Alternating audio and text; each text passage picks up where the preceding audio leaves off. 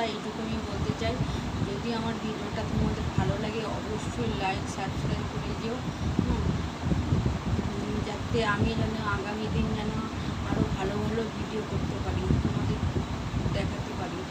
এটাই আমার বলার ছিল। এই ভিডিওটা ভালো লাগলে অবশ্যই লাইক